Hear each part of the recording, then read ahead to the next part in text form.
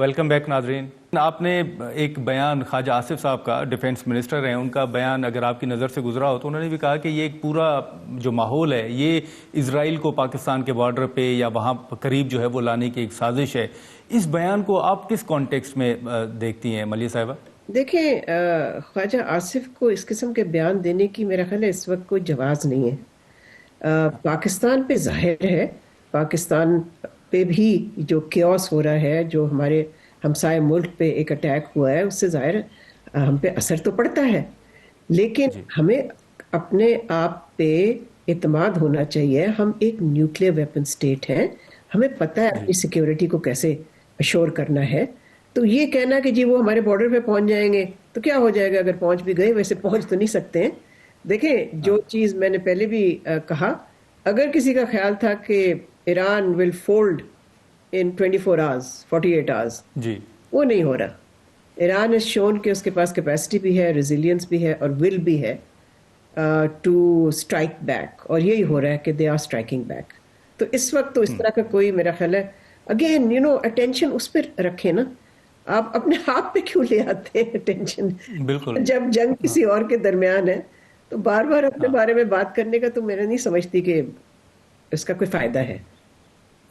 ٹھیک ہے. لیکن حال ہی میں ایک بورڈ آف پیس کا بھی بڑا ذکر ہو رہا ہے ملیح صاحبہ. آپ نے دیکھا کہ حال ہی میں ایک میٹنگ ہوئی، پھر اب یہ بھی امکان ظاہر کیا جا رہا ہے کہ معلوم نہیں کہ ٹرمپ صاحب کب اس بورڈ آف پیس کی دوبارہ میٹنگ جو ہے وہ طلب کریں گے.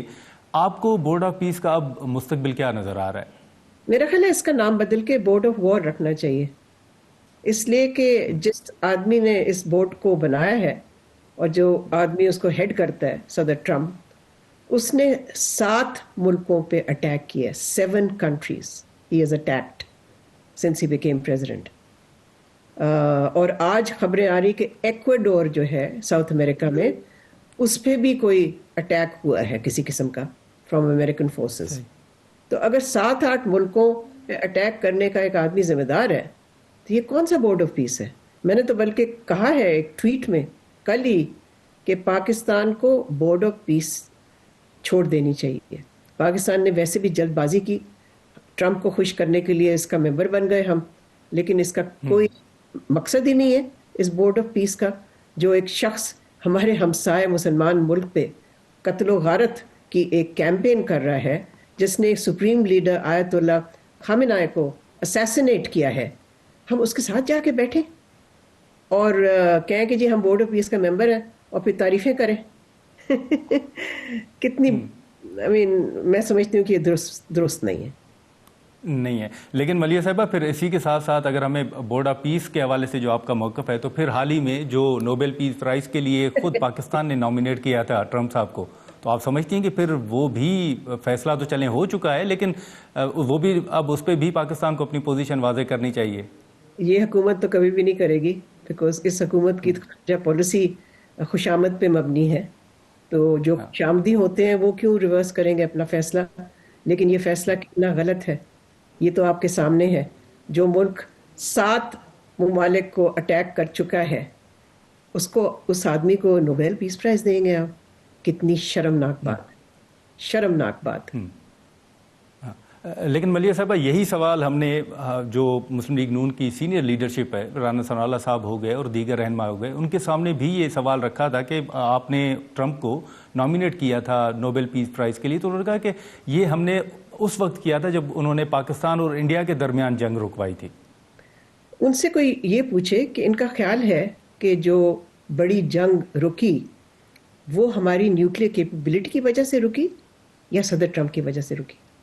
تو کل کو اگر پھر سے بھارت کے ساتھ پاکستان کی کوئی ملٹری کانفرنٹیشن ہوتی ہے تو کیا پاکستان انتظار کرے گا کہ صدر ٹرمپ آئے گا، یا پاکستان اعتماد کرے گا اپنی جوہری کیپیبلٹی؟ صدر ٹرمپ نے ایک بحران کو ڈیفیوز کیا، اس میں تو کوئی شک نہیں ہے، لیکن ایک بڑی جنگ کو روکنے کی جو وجہ ہے وہ ٹرمپ نہیں ہے، وہ پاکستان کی جوہری کیپیبلٹی ہے. اس لیے انڈیا جہاں پر تھا وہاں رک گیا، اس سے آگے نہیں گیا. ان لوگوں سے کہیں جا کے کہ تھوڑی سی بریفنگ لے لیں پاکستان کی نیوکلیئر کیپیبلٹی پہ، شاید ان کو فائدہ ہو جائے گا. اچھا، لیکن ملیح صاحبہ آخر میں اگر مختصراً یہ جو افغانستان کا معاملہ ہے اس پر بھی اگر آپ کامنٹ کر دیں کہ آپ سمجھتی ہیں کہ یہ معاملہ بھی رکنا چاہیے؟ ہم پاکستان کا ہمیشہ افغانستان کے حوالے سے ایک واضح موقف رہا ہے، اور جو اس وقت صورتحال ہے یہ کس طرف آپ بڑھتے ہوئے دیکھ رہی ہیں؟ جی، جیسے آپ نے کہا، میں بھی یہی سمجھتی ہوں کہ اس کو اب رکنا چاہیے۔ جو پاکستان سگنل بھیجنا چاہتا تھا افغان طالبان کو، وہ بھیج چکا ہے۔ تو اب مزید اور کرنے کی میں سمجھتی ہوں نہ ضرورت ہے نہ جواز ہے۔ پر اب دیکھنا یہ ہے کہ آیا یہ جو اسٹریٹجی تھی یا ہے کہ ملٹری ایکشن سے ان پہ دباؤ ڈالا جائے، کیا یہ کامیاب ہوتی ہے یا نہیں؟ تو میرا خیال ہے اس کا تو ہمیں جواب ابھی نہیں ملے گا، کچھ دیر بعد ہی پتہ چلے گا۔ چلیں ٹھیک ہے ڈاکٹر ملیحہ لودھی صاحبہ، بہت شکریہ آپ کا وقت نکالنے کا، تھینک یو سو مچ۔ ناظرین، ڈاکٹر ملیحہ لودھی صاحبہ کی گفتگو آپ نے سنی۔ ہم یہاں پر ایک مختصر سا بریک لیتے ہیں، اور بریک کے بعد پارلیمنٹ کے اندر جو صورتحال ہے اور خود جو اتحادی جماعتوں کے تحفظات ہیں یا اوورآل جو صورتحال ہے اس پر ہم گفتگو کرتے ہیں۔